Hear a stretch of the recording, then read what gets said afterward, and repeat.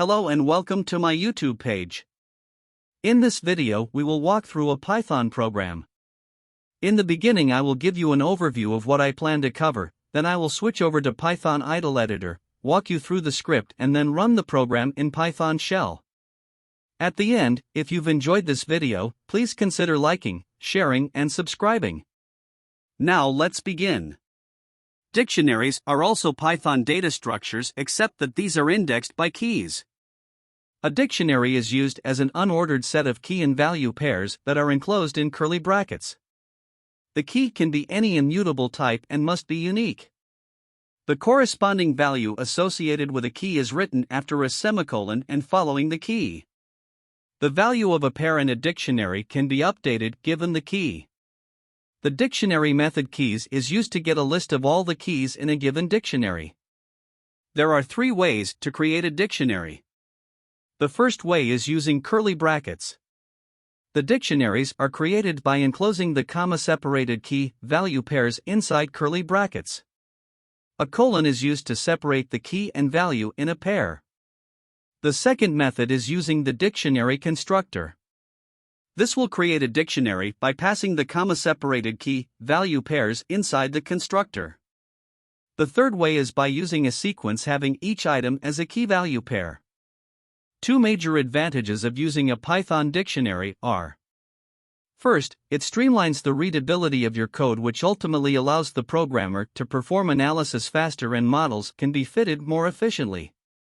Second, Python dictionaries are fairly quick. The programmer can look up a key quickly. In order to look up an item in a huge list, the computer will look through every item within the list. Since dictionaries assign every item a key-value pair, the programmer only has to look up the key, which ultimately makes the process faster. The operations we will cover in this video include create, add item to dictionary, check if empty, loop through items, keys, and values, check if a key exists, determine dictionary length, delete a key from dictionary, update dictionary, create list of dictionaries, access key-value pairs in list of dictionaries, update value in list of dictionaries, add a new key-value pair in list of dictionaries, delete a key-value pair from list of dictionaries, append list of dictionaries, convert dictionary. Keys to list, convert dictionary values to list, and clear a dictionary. Now, let's open up the Python idle editor and develop a program that performs several operations on dictionaries. First, start out by putting identification information for the Python file enclosed by three quotations. For the program file name, let's title it dictionariespart1.py. Then the author information, and for that, I'll put my name Lewis. Next the date, which is September 21, 2022, and lastly I'll put a short description of the program. This program performs several operations on dictionaries. Let's create our first dictionary by typing name age equals, open curly bracket, apostrophe David Smith apostrophe, colon, 50 comma, apostrophe Donna Byers apostrophe, colon, 51 comma, apostrophe John Johnson apostrophe, colon, 60 comma, apostrophe Michael Weathers apostrophe, colon, 62 close the curly brackets and press enter. Let's print the dictionary by typing print, open parenthesis, F, quotation, our employee names and ages are, colon, open curly bracket name age close curly bracket, close the quotation, close the parenthesis and press enter. The F preceding the print statement means formatted string literals, and it is a way to format your string that is more readable and fast. The dictionary title enclosed in curly brackets will pull in the dictionary values that were input above. The print function prints the specified message to the screen, or other standard output device. The message can be a string, or any other object. The object will be converted into a string before being written to the screen. I want to input a blank line between each method, therefore, type print, open and close parenthesis, then press enter. For our first operation, let's add an item to the dictionary. Type name age open bracket, apostrophe Amy Lopez apostrophe, close bracket, equals 59 and press enter. Next let's print the dictionary to confirm the new item was added. Type print, open parenthesis, F, quotation the list with the new employee is, colon, open curly bracket name age close curly bracket, close the apostrophe, close the parenthesis and press enter. Insert a blank line by typing print, open and close parenthesis then press enter. For our second operation, let's show 3 different ways to check if a dictionary is empty. We will cover the Boolean method, the not operator method, and the len function method. For the Boolean method, in Python, Boolean represents one of 2 values, true or false. You can evaluate any expression in Python and get either true or false. When you compare 2 values, the expression is evaluated and Python returns a Boolean answer. Type if empty equal len, open parenthesis name age close parenthesis, double equal sign 0 and press enter. Type print, open parenthesis, quotation method 1 using Boolean, is the name age dictionary empty, colon, quotation, comma if empty, close the parenthesis and press enter. Next, let's use the not operator option to check if a dictionary is empty. The Python not operator allows you to invert the truth value of Boolean expressions and objects. You can use this operator in Boolean contexts, such as if statements and while loops. It also works in non-Boolean contexts, which allows you to invert the truth value of your variables. Type if not name age colon, and press enter. Next, type print, open parenthesis, quotation, method 2 using not operator, the name age dictionary is empty, quotation, close the parenthesis and press enter. Type else, colon and press enter. Now type print, open parenthesis, quotation, method 2 using not operator, the name age dictionary is not empty, quotation, close the parenthesis and press enter. Next, let's show the option to check if a dictionary is empty using the len function. Type if open parenthesis, len, open parenthesis, name age, close the parenthesis, double equal sign, 0 close the parenthesis, colon, and press enter.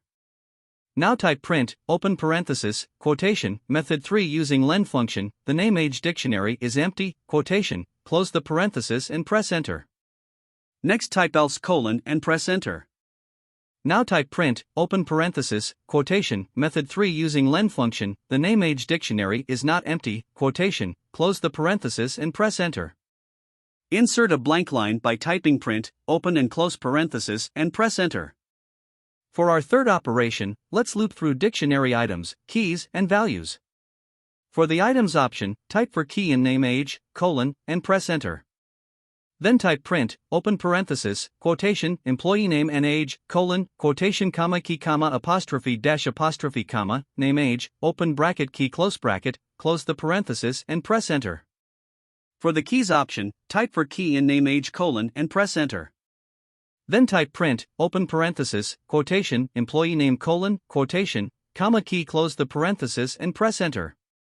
For the values option, type for value in name age dot values, open and close parenthesis, colon, and press enter. Then type print, open parenthesis, quotation, employee age only, colon, quotation, comma value, close the parenthesis and press enter. For the key values pairs option, type for key comma value in name age dot items, open and close parenthesis colon and press enter. Type print, open parenthesis key, comma, apostrophe, colon, apostrophe, comma, value, close the parenthesis and press enter. Insert a blank line by typing print, open and close parenthesis and press enter. For our fourth operation, let's check if a key exists within a dictionary. Type in diction equals, apostrophe Samantha Jane apostrophe in name age and press enter. This will return either true if the key is in the dictionary or false if the key is not in the dictionary. Type print, open parenthesis, quotation, is the employee Samantha Jane in the name age dictionary, colon, quotation, comma in diction, close the parenthesis and press enter. Insert a blank line by typing print, open and close parenthesis and press enter. For our fifth operation, let's find the dictionary length. Type length equal len, open parenthesis, name age, close the parenthesis and press enter. Type print, open parenthesis, quotation, length of the name age dictionary is, colon, quotation, comma length, close the parenthesis and press enter. Now, let's run the module and confirm the program that performs several operations on dictionaries works as expected. In the Python idle editor header, click Run, then click Run Module.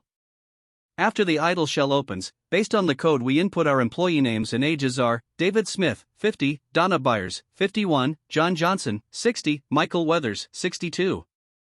We then added a new employee and age to the list. The list with the new employee is David Smith, 50, Donna Byers, 51, John Johnson, 60, Michael Weathers, 62, Amy Lopez, 59. Next, we showed 3 different methods to determine if a dictionary is empty. For method 1 using Python Boolean, is the name age dictionary returns false. For method 2 using the Python not operator returns as, the name age dictionary is not empty. For method 3 using the len function returns as, the name age dictionary is not empty.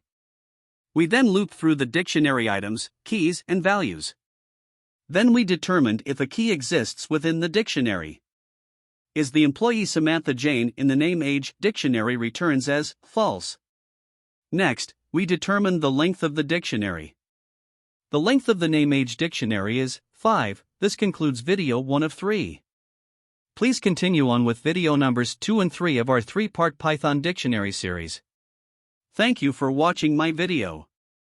If you've enjoyed this video and found it informative, please consider liking, sharing, and subscribing.